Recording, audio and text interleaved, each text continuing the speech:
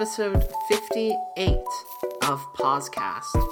It is Thursday, the 5th of October, 2017. I am Jessica Alouette, and I use she, her pronouns. I'm Mark Hanna, I use he, him. Welcome. Hey, Mark. Hey. How have things been?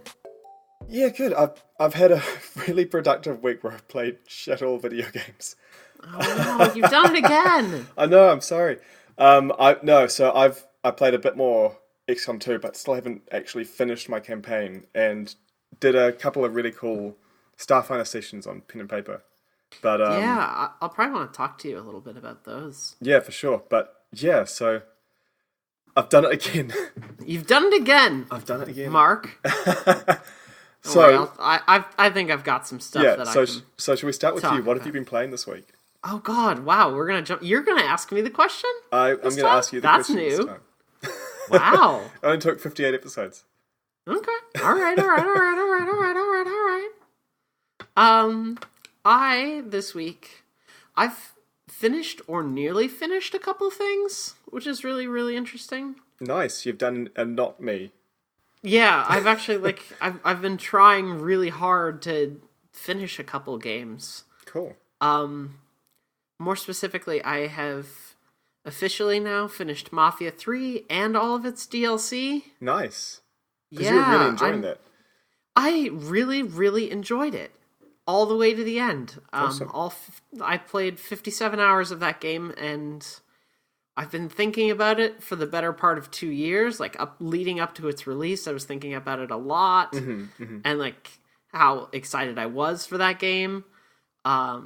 And then, it released, and I've been playing it on and off for a year, and all the DLC has come out, and I've finished that, and now it's time to say goodbye. How does that feel? And it feels weird. I don't think it feels as weird as when you said goodbye to Final Fantasy X after almost a decade. I mean, that was a real saga, yeah. But it's a similar kind of thing, right? The scale's just a little bit different. Yeah, the scale's a little bit different, but it's still kind of this feeling of, it's time to move on to other things, and I've had a really great time with this game, but there's lots of other games out there for me to go experience, and now I'm giving myself even more of an excuse to go do that. Right, you don't have that one to draw you back instead of other games, I suppose, right? Yeah, exactly. And I mean, I'll probably go back to it at some point or another. But for now, it's I've wrapped it up definitively, and it's not installed on my PC anymore. Oh, wow. Kind of situation. You really want to avoid having it to stop you playing other games, or? No, it's I wanted to make it feel final, Okay. It wasn't I want it to stop me from doing other things. It's I've done everything I've wanted to. I get it. It's like when you finish a book and you go and you put it on the bookshelf and you just sit and you go, I'm done with it. Yeah. It's just, it's time to put this, this thing I've been invested in, it's time to put that in its compartment and put it back where it belongs. And, keep moving forward to other things. In the done pile. In the done pile. It's good to have things in the done pile. And Mafia 3 being in the done pile is very good. That game's DLCs were really cool. I wish I'd play them I wish I'd played them in the middle of that game. Yeah. Because they totally fit in there. I saved them to the end thinking, oh yeah, they released after launch, and I'm sure that they figured, oh yeah, this will be the best experience if they're just all at the end. But no, there's opportunities for you to kind of upgrade your bosses even further through the DLC stuff. There's additional things you can do. Right, and if you don't do that, increase your income. If you don't do that during the campaign, you don't really reap the rewards from it. Exactly.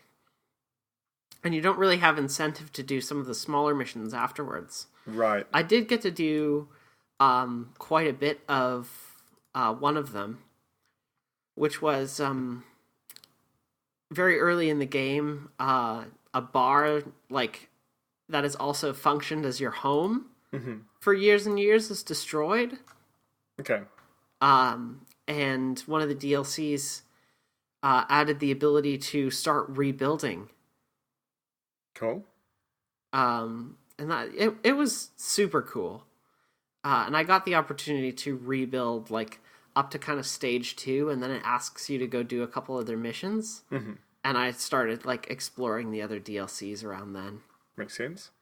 I'm really happy with Mafia 3. I'm glad I put the effort in on finishing it because it is so good. Takes a while to finish a 60-hour game.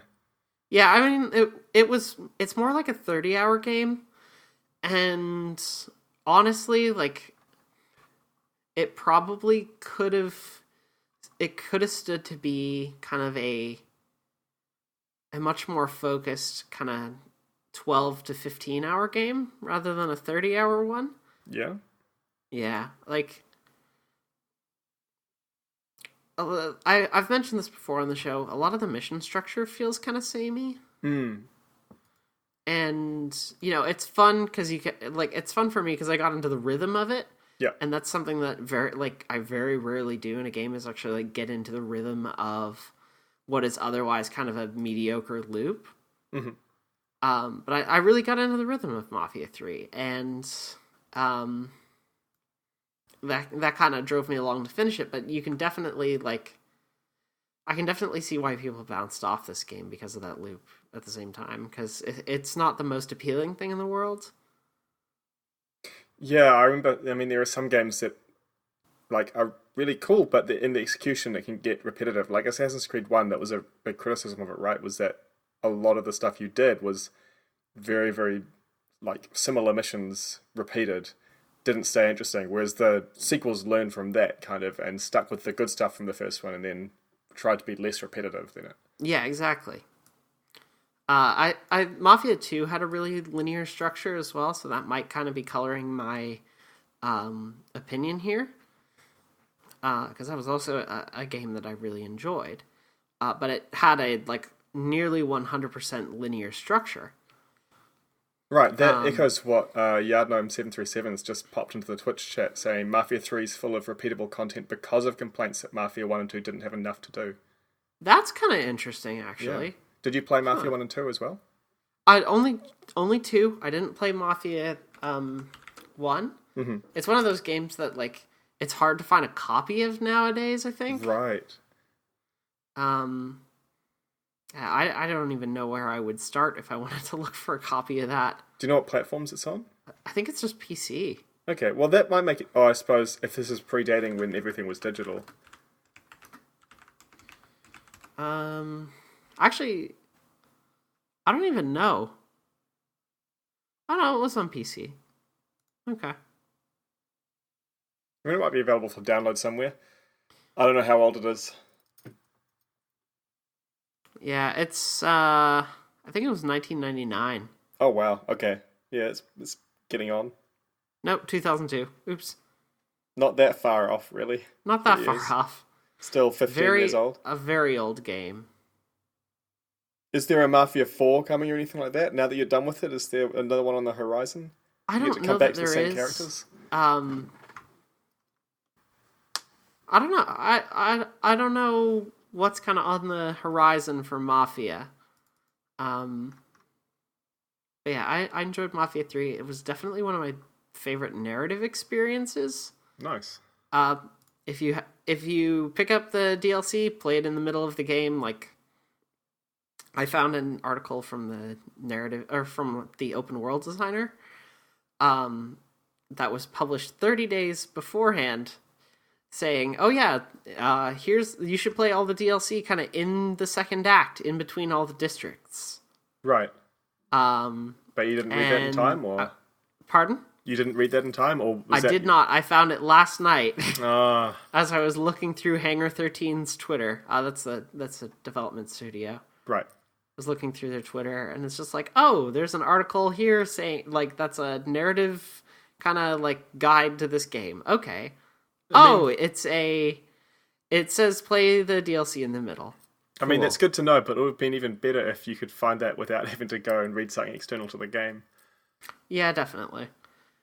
I don't know how you'd manage that, though. Other than that, though, I've gotten very close to beating Fire Emblem Awakening, I'll probably beat it on the bus tomorrow morning, because Cool. I've reached a chapter literally called Endgame. I mean, like, that sounds like you might be near the end of the game. It sounds like it might be near the end of the game. And then I have forgone Grim Dawn Grim Dawn. in order to keep playing Torchlight 2. Grim Dawn is... Oh, that's right. It's the Diablo clone that you were talking about last week, right? Yeah. Diablo clone, sorry. That's probably a bit of a rude thing to call it, but that sort of top-down hack and slash pick-up loop. Similar in tone to Diablo 2 is like kind of what its premise was like. Oh yeah, it's a dark click post-apocalyptic fantasy, kind of themed after Diablo 2. It's built by people who really love that game. I remember you said that it was quite aesthetically similar to Bloodborne in terms of the creature design and stuff. Yeah, it seems really aesthetically similar to Bloodborne. So you found that Torchlight 2 was kind of calling you more? Torchlight 2 ended up calling me more. So I've played a bunch of that this week as well. Nice. Have you been playing that just on your own? Or with friends? Yeah, just on my own. I played it co-op for like an hour or so. Yeah, because I've played some Torchlight on my own, but I've never tried it with other people as well. I think Diablo 3 is the only game like that I've played with other people. Okay. Actually, when I was playing Diablo 2, like as a kid, I tried one time going online to play with randoms, and it's just... Everyone was rushing, and I just got left behind and was just clicking on loot and not fighting anything, and I kind of spent 20 minutes doing it, and it was like, no, I'll go play on my own. But, it's quite different to playing with friends, though. That's kind of how I feel a little bit with, like, Destiny. Yeah? Yeah. Like, I really like taking my time with games, and a lot of, like... It seems like a lot of the more, like, hardcore Destiny players, my girlfriend included, no offense, like to kind of run through that game kind of as fast as they can. Yeah. And I really like taking in the sights by contrast, so, like, I'll kind of get left behind unless we're doing something where I know I have to be on the move, like one of the, like, timed nightfall strikes or something like that. I'm exactly like you in that respect.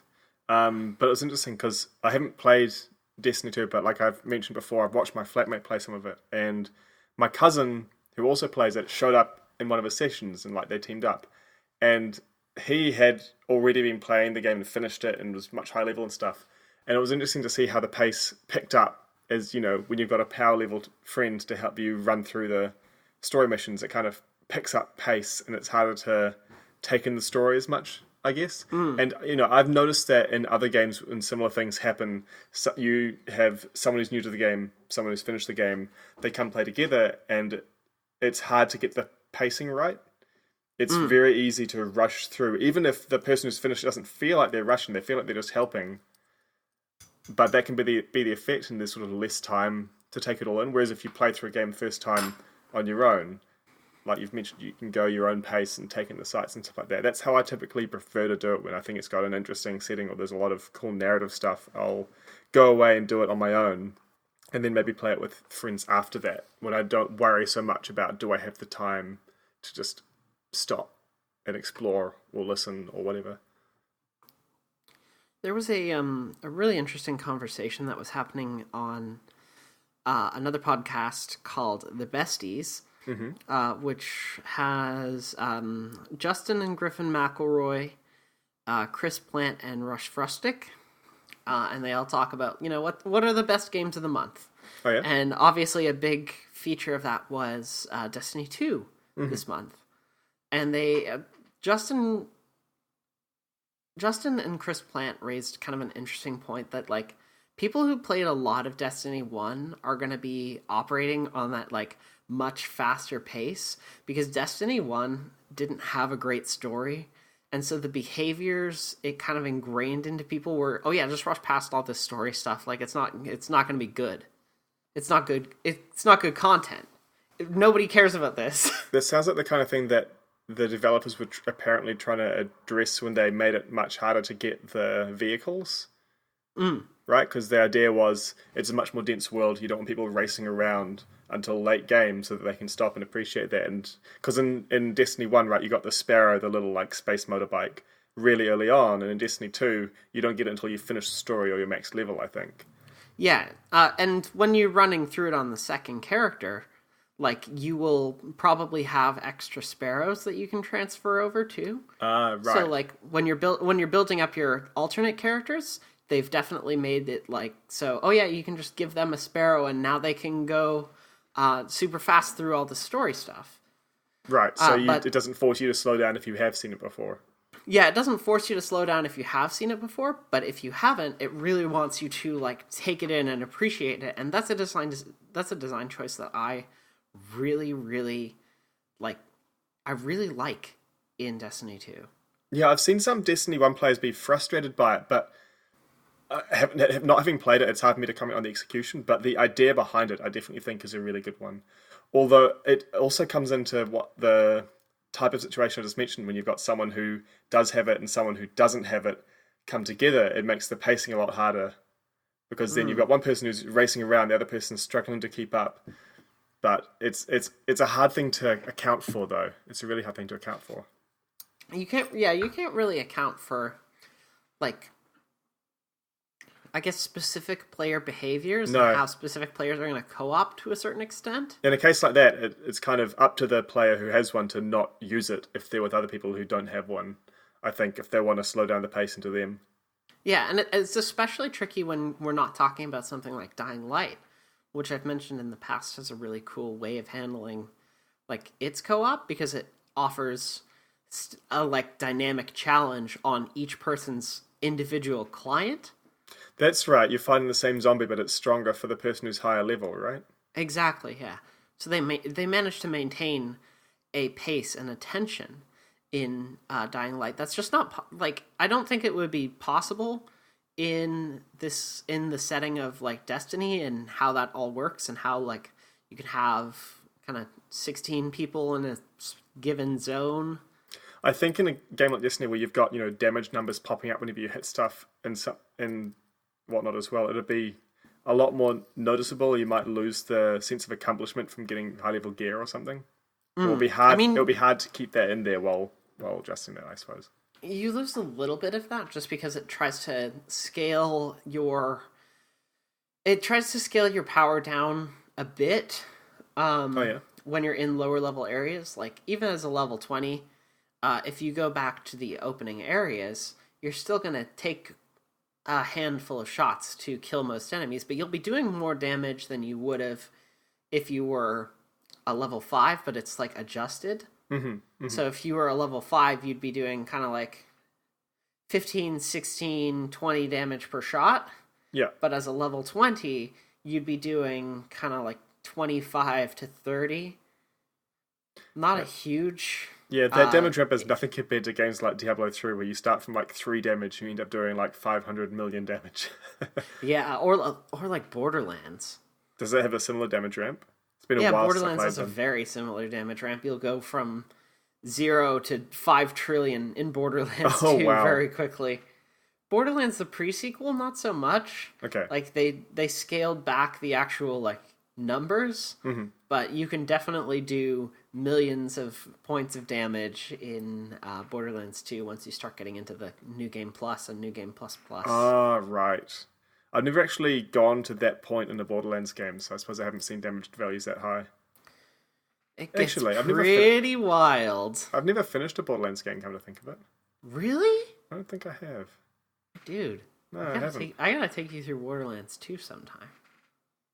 I've been like thinking about how good that game is recently too, so like yeah, we got a decent opportunity. I mean, I've got them all. Could do. Oh, okay, all right, okay, all right. I don't remember what point I got up to in them though. Well, we can find out easily enough, I'm sure. True. Well, assuming I played them on this computer and still have my saves, I don't know if it's got cloud save. It's got cloud saves. Oh, right. Well, there we go.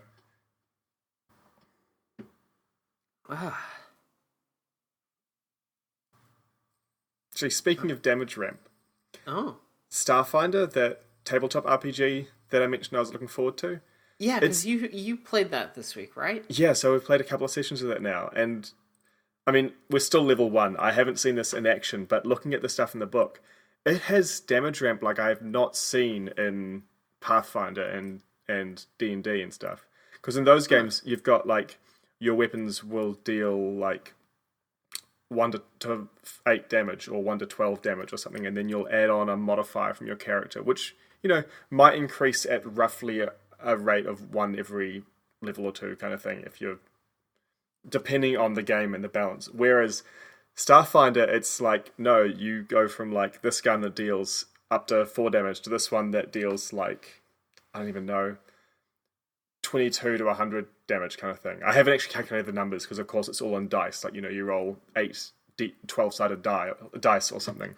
But the damage ramp on weapons is way bigger than I've seen in other games, and it's interesting. It'll be interesting to see how that pans out, once we actually start leveling up and getting the higher level equipment. But it's definitely a difference that just in reading the rules I've noticed with this game from the other tabletop ones I've played. Right.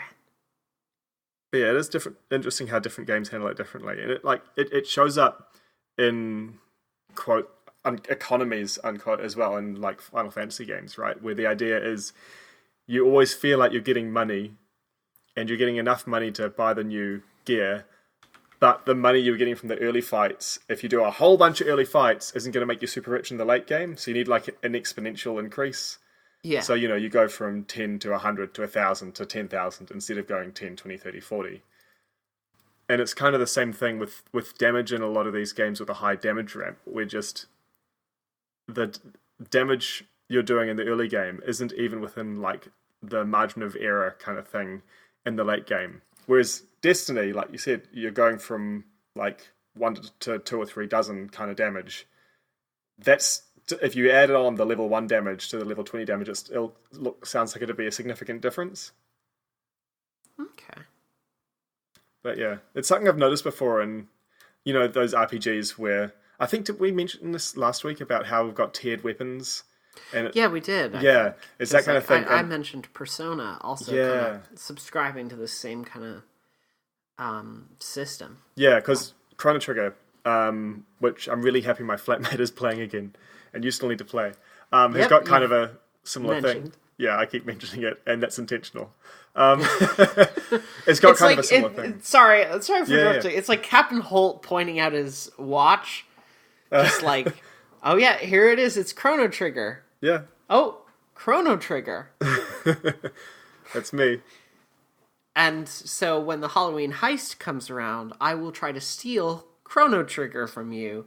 And if you have it by midnight, then you win, and you have to declare me an amazing detective I have to declare you an amazing detective / genius. It's actually quite good because I've been playing a detective in Starfinder. Like, literally, the class is, they're an operative with the type detective. So, okay. Amazing detective / genius. Oh, tabletop games are the best for coming up with accidental inside jokes, though, because I accidentally wrote something down wrong. We now have, how, like, when we played Dying Light and the whole knife strapped to a knife thing came along? Yeah. We now have a Starfinder thing where, so my character's survival knife is actually their tactical glove. Okay. Because I accidentally, while listening to other people talking about, like, tactical X and power glove or something, I wrote down tactical glove instead of survival knife and didn't realize until I read out about what I had. So, just, I mean, like, it's something that goes over your hand that helps you in a fight, but, like, it's a knife. Is it kind of like the, Is it kind of like the Hidden Blade in the Assassin's Creed series kind of situation? Is that kind of what you have? Is that your tactical knife? Or tactical glove? My tactical glove? No, it's just a knife. That's the thing. It's just a knife that you hold, that you can... Oh, so it's a normal knife called the tactical glove. It's a normal knife, but it's their tactical glove. Terrific. Yeah. But the other one... So, in the end of the first session... one of the things of Starfinder is that it's expected the party has a ship, so we kind of, my flatmate who was running it put in the justification for that was, okay, we're going to do a game of cards against one of the characters' contacts. It's like, hey, my brother-in-law's a dick and I want to take him down a peg. Can you help me in a game of cards? We'll see if we can get him to bet his ship. Okay. We did. We got the ship. Surprise, surprise. It was really fun. And this dude's name was Simeon, the guy who we won the ship from. He was a dick. We didn't like him. And I'm then sorry, but this is reminding me very much of Casino Royale. Sorry for interrupting. Continue. Yeah, there's a sequence the poker in which they get him to bet on his car. Yes, that's right. Yeah. But no, it was good. And then afterwards, we were talking about we had to rename the ship, and we were thinking, well, should we have it as like a jab back at Simeon? And then, so one of us, I think it was my cousin, mentioned we should spray paint on the side, and then he spelled out FUCKSIMON, and then we pointed out to him that just says fuck Simon. Who's Simon? So that became the new thing, was just fuck Simon. Fuck Simon. Who's Simon? We don't know. But this stuff comes up all the time in tabletop games. I don't know what it is about them, but they seem to be great for coming up with that kind of thing. I mean, it feels like it's just the nature of the game. Yeah. It's hard as well because you want to take it seriously, but you can't leave the jokes alone. You can't. Like, even in non-tabletop games, I still definitely have kind of running jokes. Yeah. Within, like, PlayerUnknown's Battlegrounds. For sure. I mean, like I mentioned with Dying Light before as well, right? Like, it comes up and you stick with it. Yeah. It's just, you strap enough knives to knives, or you call enough buildings wizard huts, and eventually it'll stick. I want to explain wizard hut. There's a class of building, which is a little tower, and some of them have like coned roofs, essentially. So they look like little wizard hats, and in reference to my brother and me, I began dubbing them wizard huts. Makes sense. Originally, people were calling them wizard towers when I started playing, and I was like, no, it's got to be a wizard hut. So they're like towers, but short towers. Yes, towers, but short towers. Like a single-story tower. Yeah. Yeah, it's a hut. That's a wizard hut. Yeah. Also in the game, murder shacks. Is that just a shack that you do a murder in? Yeah, it's a shack that you do a murder in. I mean, like a very small. A small murder or a small shack? Like a small shack, like a shed kind of situation. Oh, that reminds me, awkwardly, that we found out also in Starfinder that the police in the space station we're on have slightly bulletproof armor. It's slightly bulletproof. I want to imagine that as a selling point for armor in space, that it's slightly bulletproof. Not entirely, just slightly.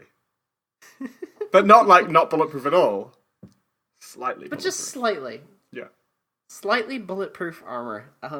That's the name of the episode. Just gonna put that out there now. It's definitely a compelling selling point. Stupid.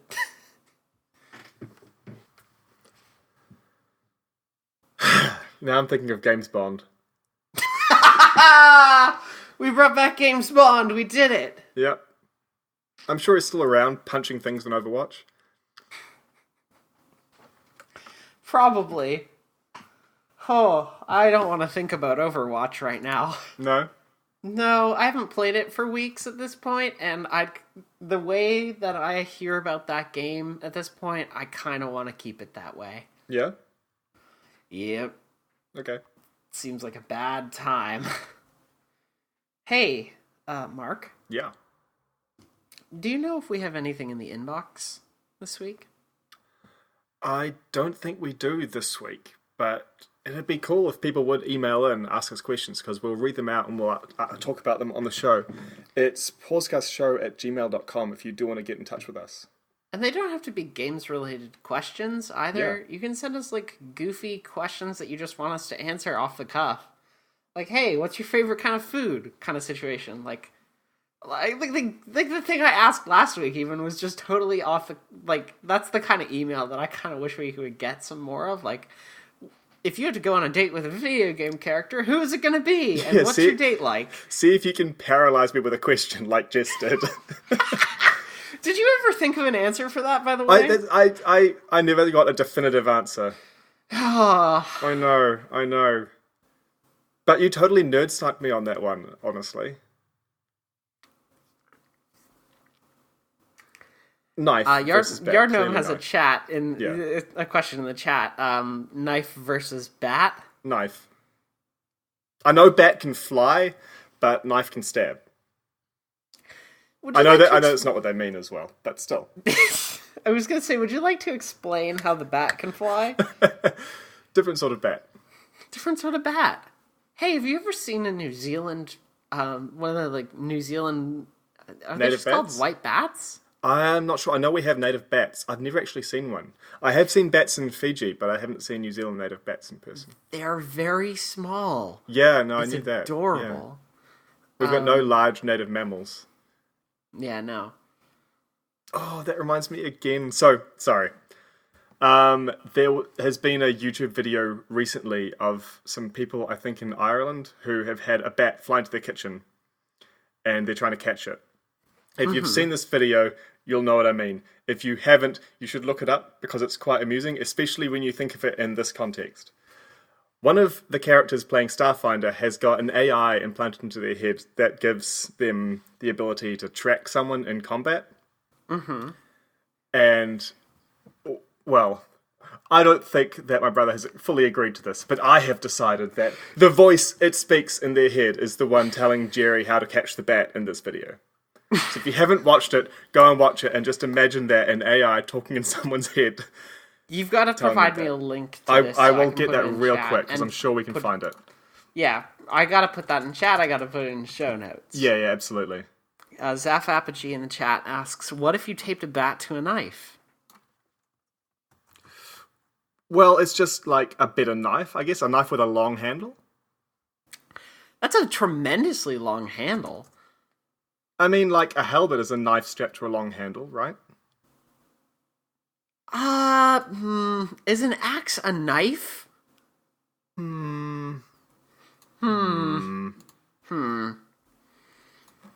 Like, it's an axe and a lance, and... I've just chucked the YouTube video in the Twitch chat. Oh, terrific. Thank you very much. I will grab that link to save for later. You do have to bat to a knife. It's a baby halberd, says Zaf Apogee as well. I still think that the best weapon is very clearly when you tape a knife to a tactical glove. I like it when you tape a knife to a knife. That's my favorite. Yes, you're just repeating my favorite now. Yeah, I am. It's just a knife. Oh, right. You got me with the fact that the tactical glove is not in fact a glove and is in fact a knife. There you go. God damn it. You can't do this to me. How did... I almost don't want to know how it happened. It's more magical that way. But yeah, so actually, like, half of the reason now that I'm looking forward to the next one is because I know more shenanigans like this shit is going to come up. Yeah. And it is great. And I'm sure that they will last for, like, all throughout it, you know. Fuck Simon will be around for a long time, and I'm sure I'm going to hang on to my tactical glove. Yeah, Fuck Simon seems like it will be kind of around for a while. Could you hang on? So, you know what I've just started thinking about as well? What's that? I've started thinking about Star Wars: The Old Republic. Yeah? And I've started thinking about, can you name your ship in that game? Because if you can, I want to play that game again, 1, and name my ship Fuck Simon, 2.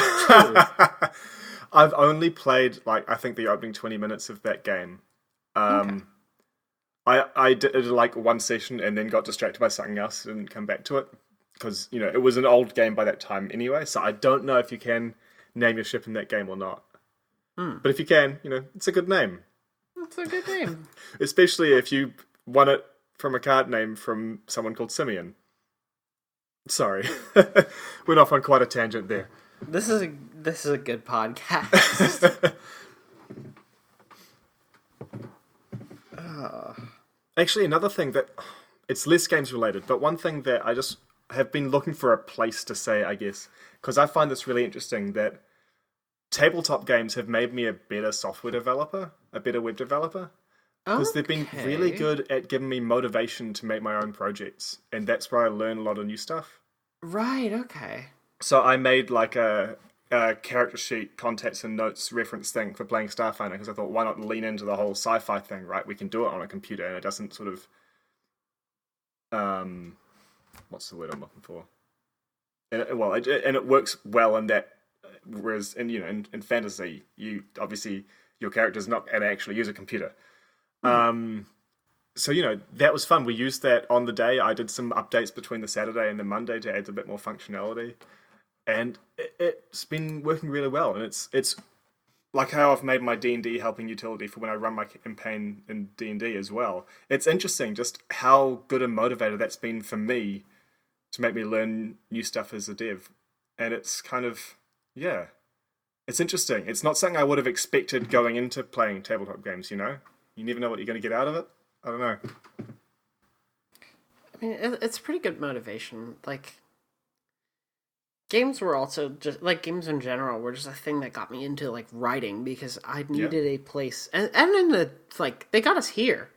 They got us into, like, right?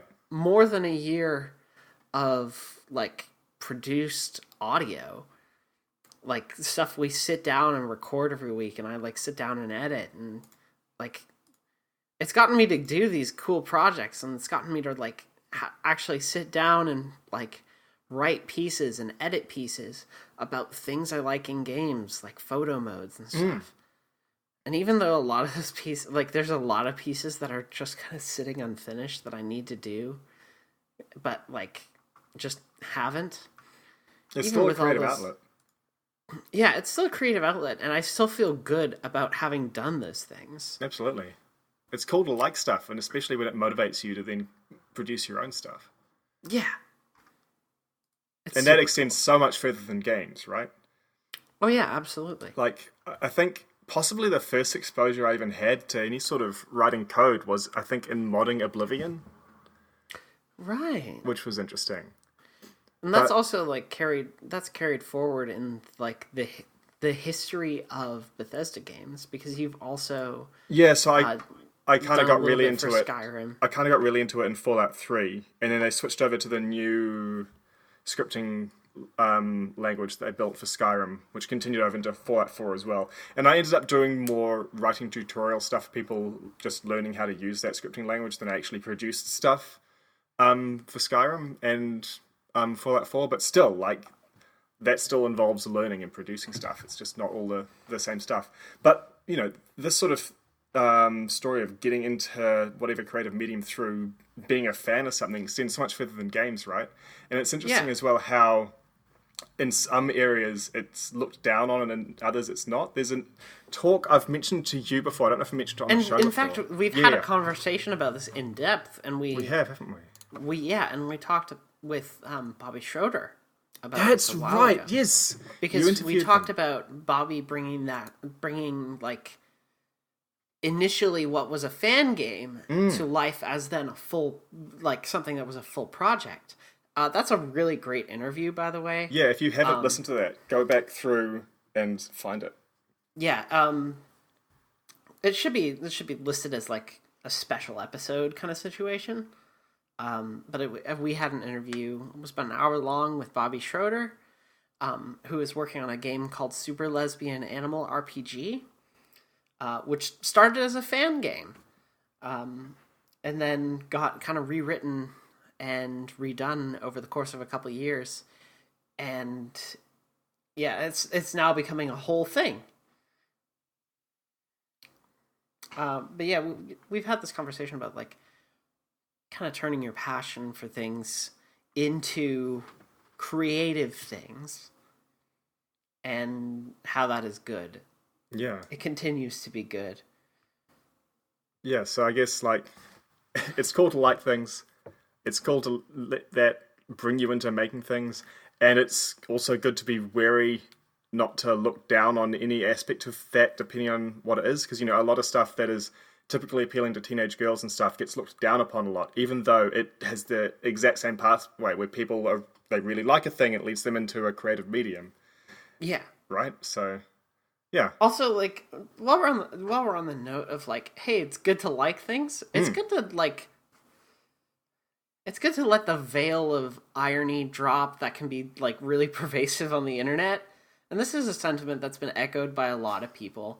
But like, it's good to let this veil of irony drop and just sincerely enjoy things. And I encourage and recommend that every day. It's very good. Just like shit. One of those should be like the tagline for this. Either just like shit, or what was the one you said before? It's just popped out of my head, but it was also really good. You just said some really good stuff, Jess. Did I say good things? I think you did. That was an accident. I'm very sorry. It's alright, I'll stop you next time. Okay. Thank you for stopping me from saying good things. I appreciate that. So, I've played just one session, but I've played one session of XCOM 2 this week. And I got to that final piece of new content I've been waiting for. So, like I mentioned last week, the point I was at is basically I can go and do the final story missions, but the last chosen left alive of those 3 new bosses, they're now trying to find and assault my ship. So maybe I'll just wait and see what happens. So I did that, and they found my ship and they assaulted my ship, and it's another cool mission. Like, so one thing that can happen, I think, just once during the game is you get kind of shot down by a UFO that's chasing you, and you have to send soldiers out from your ship to destroy something on the ground. It's kind of a similar thing to that here, where they show up outside your ship with this massive artillery cannon shooting at you, and you have to go out, take them down. So it's a few things that are different from normal missions. Is you send out 10 people instead of up to 6, which is really different. And you can, it's these 2 missions, so that and the UFO shooting you down, I think are the only 2 where you can send out your wounded soldiers. So the idea is that it feels like this is like, if you fail, it's game over. This is your final stand, if it has to be. So send out your best. I didn't have quite that same feeling of pressure because I've reached the point where the difficulty threshold has just dropped off, and I've got all the supplies I could ever want and stuff. Mm-hmm. But I still appreciated that. So it was interesting, I sent out my 10 best, pretty much. They were all tired to start with, so they're all, like, really, really tired now. I can't send them out for a few days. But it was interesting, because it splits you to 3 objectives, where it's kind of a forked path where... So you're moving overall towards the main objective, which is the huge gun you need to disable. On the way... There's one set to the left and one set to the right of turrets that you also want to take out. So you can either like send everyone one way and then the other way, or split your 10 in 2 different groups and send them to each one. So that was kind of interesting because there hasn't been much of that, honestly. It's, I think, the first time in XCOM 2 where I've had 2 objectives simultaneously in different places, which kind of makes me surprised that they didn't do that more often, because it was quite interesting to do. Especially given, in other missions they get you to send in a small team, like for the rescue missions you can only send in 3 people instead of the normal 6. So that was interesting. Obviously the boss who's assaulting me shows up. I beat them super easily because it's in game. I've got all the best equipment, everyone's max level kind of stuff, and I'm also playing on the normal difficulty, not one of the more difficult ones. But it was fun nonetheless. So now I'm going to go and do the kill that boss mission, because then I can get their special weapon and go finish the game next time I played it. But yeah, it was fun. It was definitely reflected the other base assault mission pretty hard. It followed a pretty similar structure in terms of sending people out and stuff. It was different in that you didn't need to bring people back, and it didn't send out random people like the other base assault does, which caused me problems in my first playthrough, because right at the end it sent out a really low rank person who then panicked and ran out of the extraction zone right when you have to leave. But that didn't happen this time.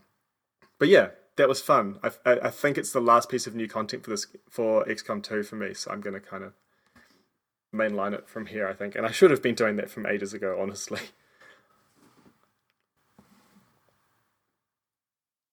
Very nice. War of the Chosen seems really interesting. I'm still super bummed that, like, the base game is not getting the kind of performance enhancements that are in War of the Chosen, but I don't know. I might give it a shot at some point. I got a lot of games to get through first, though. Yeah, for sure. It's definitely fun though. Hey, if you want a good game, by the way, Metal Gear Solid 5 is on PlayStation Plus this month, which means if you get it, you can keep a copy of it for as long as you are subscribed to PS Plus. Damn it, you just reminded me that I'm going to have to subscribe to that when I get Monster Hunter World next year. Yup. Hey, I mean, like, bright side, it'll probably only be for a few months. How do you mean? There's no way, there's no way you're going to be playing Monster Hunter for like a year on that, is there? Yeah. Okay. Well, maybe not a year, but it'll go on for a while, trust me. Fair enough. Especially if it's, I imagine they're going to, it might have a slowed down pacing being a main console release. I don't know. We'll see. But I'll be playing it for a while, I'm sure. It seems like it's got some pretty, like, fast pacing still. But, I'm talking in terms of unlocking the later game content rather than just, like, on a per mission thing. Right. Okay. Yeah. Yeah, I don't know anything about that yet. I don't think anybody does. No, probably not. I definitely don't, because I've been avoiding looking at stuff, so it's all a surprise when I get it. Do you think you're gonna get Red Dead Redemption 2 when that comes out? When is that coming out? Is there a release date? So in the grand history of Rockstar, just in general, they've delayed the game again. Okay. The original launch window was spring, and now it is autumn 2018, which means it's our spring 2018. Which please, is a whole nightmare. Rockstar, if you're listening, don't use seasons for times of year. Quarter numbers are fine. They exist for a reason and work. Yeah. If you can do a month, do a month. It's specific and it's the same for everyone. If you can't, quarters are also the same for everyone. Seasons aren't. Yeah. But anyway, Q3 2018 is originally scheduled for Q1, which I thought was very ambitious. It was just like, oh yeah, this is the first we've heard about this. And they're saying spring. It's not going to be that. In keeping with the grand tradition of every Rockstar game ever, it's been delayed. And so expect it in Q2 2019 when it will inevitably be delayed too. I mean, I'll probably get it because I really enjoyed the first game and I ended up going back to it a lot just for the open world stuff and just like it was a relaxing game to just ride around and do some stuff. I don't know if I'll get it on release though. We'll see. I expect that I might have family who might get it on release and I'll be able to sort of gauge their response to it to decide how soon I want to get it. But yeah, what about you? Are you thinking of getting it? It's looking pretty interesting so far. Yeah. Yeah. So it's definitely on my watch list right now, but yeah, and there was a new trailer or something that dropped this week. Looked really interesting. Oh, cool. Yeah. The game looks gorgeous. I'm not surprised to hear that. No, like, we've reached a point with lighting in games that just, like, everything is going to look gorgeous from this point forward, I think. Like, I've been awestruck playing Mafia 3 and even, like, 2016's Hitman by how good that lighting is in those games. I still remember playing Oblivion, which I suppose was 10 years ago now, where modders were coming up with so in Skyrim, lots of things have shadows. In Oblivion, the only things that had shadows were actors, which are like NPCs and monsters. I'm pretty sure there were some modders who made like fake actors to play the roles of objects so they could cast shadows. Because you would get like, light coming through walls and stuff.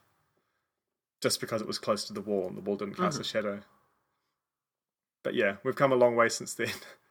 It's like the era when things, people's mouths started to move in games and they got fingers instead of just hands that were a block. All right. I think that's going to do it for us this time. Thank you very much for listening to episode 58 of PauseCast. If you like what you heard, please consider subscribing to us on Patreon. We have a Patreon at bit.ly/PauseCast, and you get little bonuses for supporting the show for as little as $1 per month that we always appreciate if you send us a little bit more. Thank you to our patrons. I'm just loading the list. Noah Holmes, Residoke, Lemonaded Moth, PD, Ash Yee, and Allerdrain for their continued support of the show. Thank you all. It means a lot to us that you have continued to support us to this point. Yeah, thank you. Yeah.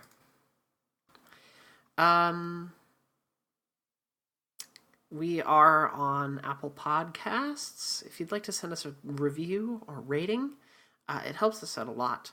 And you can find us on iTunes by going to bit.ly/pausecast-iTunes. We're on Twitter at PauseCast Show, and our inbox is always open to questions at pausecastshow@gmail.com. Mark, you're online. Where can people find you? Yep, I'm on Twitter at HonestUniverse, and I blog as well, though not about video games, at honestuniverse.com. What about you? You can find me online at bird.school, and that'll take you straight to my Twitter. Thank you to Leon for the use of our theme song, Honey Milk Island. It is off of Leon's self-titled EP. If you want to find Leon's music and give it a listen, you can find it and download some of it for free at soundcloud.com/LEYAWN. That's going to do it for us this week. Thank you so much for listening to the 58th episode of PauseCast, and we will see you next week. Bye.